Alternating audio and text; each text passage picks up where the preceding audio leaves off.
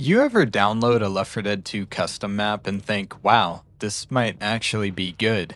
Yeah, I never thought that before I played Bai Mountain 2. This campaign is like if someone tried to recreate a nightmare using the Source engine and then forgot how stairs work. Today we're diving into the worst custom campaign I've ever played in Left 4 Dead 2. A map so broken, so confusing, and so painful, it almost made me uninstall the game.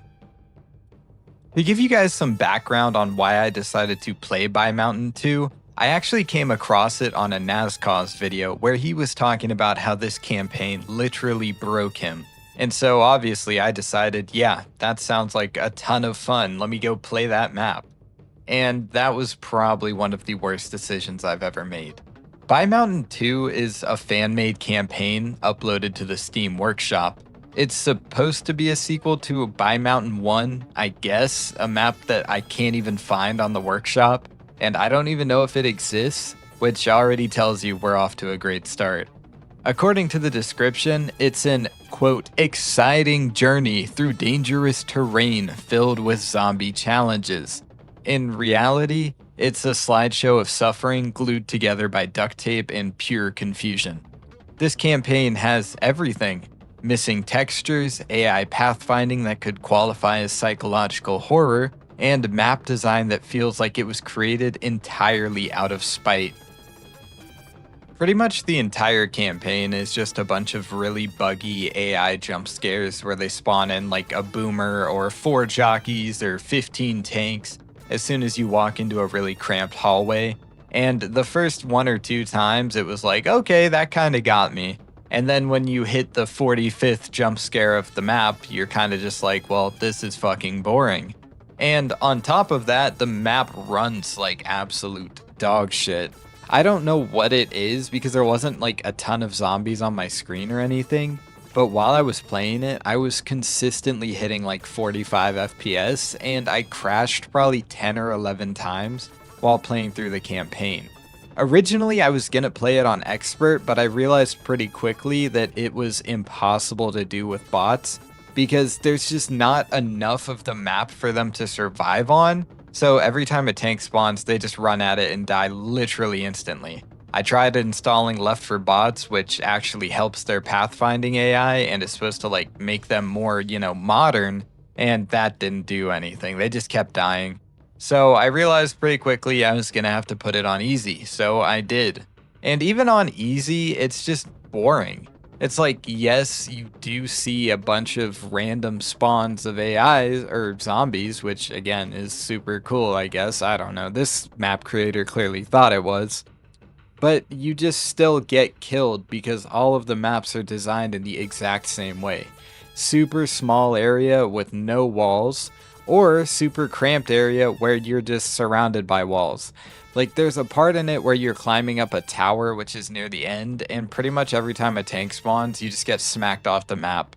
And it's not like one tank spawning, it's like 10 or 15 at a time. So it's just stupid. It's like there's no way that you're actually gonna beat this map. And obviously the map creator knows that, but he designed it where he like wanted to have a story, and you can tell because each map is different and there's like 11 or 12 of them. But again, it's all the exact same. It's just tank spawns and special infected spawns that are meant to catch you off guard and pretty much constantly kill you. There's a ton of troll spots and some parkour that has a bunch of like random falling platforms that instantly kill you too, which again is just like, come on, man. We get it. We get it's supposed to be a troll map. But if it's a troll map, why are you trying to make it out like there's some story behind it? Like, the campaign chapters kind of all just feel like they were copy and pasted from each other, and the map creator just changes them like a tiny bit. You just have to look at the actual pictures for each campaign, and it's pretty clear that he didn't really care a whole lot if you enjoyed the campaign. And again, when you get past all the bugs and the crashing and the tanks, it's just not that great of a map. I'm not really sure why it has 4 stars on the Steam Workshop, but I guess someone out there actually enjoyed this map somehow. Have you ever played a map where the level layout feels like a puzzle, but it's designed to make you hate yourself? Yeah, that's what this campaign is. There's no sense of direction, and a lot of it is incredibly confusing. It was literally just me running around hoping I was going the right way until eventually I actually was. And most of it is just like endless corridors, staircases that lead nowhere into the sky, and doors that open into walls or doors that launch you off the map. And at one point, I walked in circles for like 20 minutes before realizing the exit was essentially a hole hidden in the floor. And the infected spawns are pure chaos. Sometimes they appear behind you, and sometimes they appear inside of you. And he doesn't even try and hide their spawns, it'll just happen right in front of you. And sometimes they just kind of decide they're done with the map and stop spawning entirely, and then your game crashes, which is so much fun. Especially when each part of the campaign's like 30 minutes long and there's 11 parts. And while this is going on, your AI teammates are pretty much having an existential crisis the entire time. They get stuck on ladders, trapped behind props that you can't even see, or they wander off like they're auditioning for Gone Without a Trace and then get thrown off the map by some tank they happen to trigger. Every area kind of feels like it was built by a different person, which is so weird. It feels like it was a ton of different people that weren't on speaking terms working on this map together. One moment you're in a hospital, and the next you're outside in a foggy mountain graveyard thing, and then somehow you're inside a glowing green tunnel, and then you're climbing a skyscraper for whatever reason. I couldn't follow the story in this map like at all. Obviously, it's not meant for English audiences, so maybe that's why it was so difficult, but like I said, it had no story to follow. I couldn't understand what was going on, why we were where we were, and it literally just felt like a fever dream. This map doesn't just ignore pacing, it actively punishes you for expecting it. You'll fight a tank in a hallway the size of a closet, and then 5 minutes later walk through empty space wondering if you missed a trigger. And at one point I wasn't sure if the campaign was bugged or if this was just the gameplay. That's how boring it got. If you've ever wanted to see what happens when a map forgets how computers work, this is definitely your chance. My frame rate dropped so low throughout this campaign, I thought my PC was trying to quit, which is really weird because Left 4 Dead 2 tends to run really well for me. Lighting will like randomly flicker as well, kind of like a dying light bulb, and I don't know if that's intentional or the map just bugging. Also, the sound design. Oh my god, the sound design in this map is terrible. It makes it feel like someone's breathing down your neck even when there's no one there, which is like really weird. I'm not saying that there's actually breathing sound effects. It's just like the game will constantly bombard you with horde triggers and like tank noise or tank music in general, and there won't actually be anything there. And then when there is a bunch of tanks, it'll just blow out your eardrums and then go dead silent because there's so many tanks the game's bugging out. There's also this recurring bug where the music just never, ever stops. And by the halfway point, I was pretty much listening to the Horde theme on a spiritual level. Like, I got off the game and I could still hear the Horde theme playing in my ears. I ended up downloading a mod to just mute the music in general because it was getting that annoying. And don't even get me started on the AI navigation throughout this map. The survivors were pathing like Roombas after a concussion. They were horrible. They would just get stuck randomly, and other points they would just jump off the map and die for literally no reason. It was like the craziest thing I've ever seen. And keep in mind, I was running the updated AI with the, Left for Bots mod. And still, the bots just could not make it through any part of this map. None. Every single chapter, they were dead like 3 minutes into it.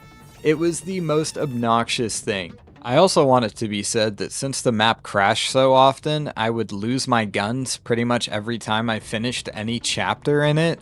And since I'm not smart enough to learn how to launch this game in a local server, I wasn't able to just spawn guns in, so I had to do a lot of this with literally just a pistol, because the map designer doesn't put any gun spawns throughout any of the chapters. So yeah, that was a ton of fun, and I'm really glad I played this map. Every campaign pretty much tries to end with a big finale, but this one just kind of ends. There's no build-up, not really a rescue, and there's definitely no payoff. Just a tiny wave of infected, some special spawns while you're running down a highway, a few confused survivors, and then silence. There are some credits at the end where he's like, sorry guys, this map was meant to be legitimate and stuff, but it's really poorly translated, so I'm not actually sure what he means by the ending message. But yeah, the finale for this map is pretty terrible. Like I said, you just run down a highway, jump into the back of this giant truck, and then drive off, and it ends. The mission before this, or the chapter before this, is that one where you're climbing a tower, and every single level of it is like pretty much the same with tiny deviations, and it's way too long and not very fun at all. And as the cherry on top, when I finished the map, it actually ended up crashing during the credits, so it just kind of froze and I had to restart my PC, which again was just kind of fantastic. I've never seen a map crash this often, which was, yeah, great. So what is my conclusion when it comes to Bai Mountain 2? Well, playing this campaign felt like watching a movie where the director forgot to actually write a script. It's broken, confusing, and deeply unnecessary. But I'll give it this, it's definitely unforgettable. Not because it's good, but because it's the kind of pain that leaves a mark. If Left 4 Dead 2's best maps remind you why you love the game, this one reminds you why Valve started curating the workshop. If I had to rate this map, I give it a solid 1 out of 10 for gameplay, maybe a 2 out of 10 for effort, but a 15 out of 10 for emotional damage. I know this video isn't anything like I've put on this channel, but this map hurt me so badly that I just had to go on a little bit of a rant here. So, thank you so much for watching, and if you know a campaign worse than this, drop it in the comments. I'll definitely check it out once I recover from the trauma.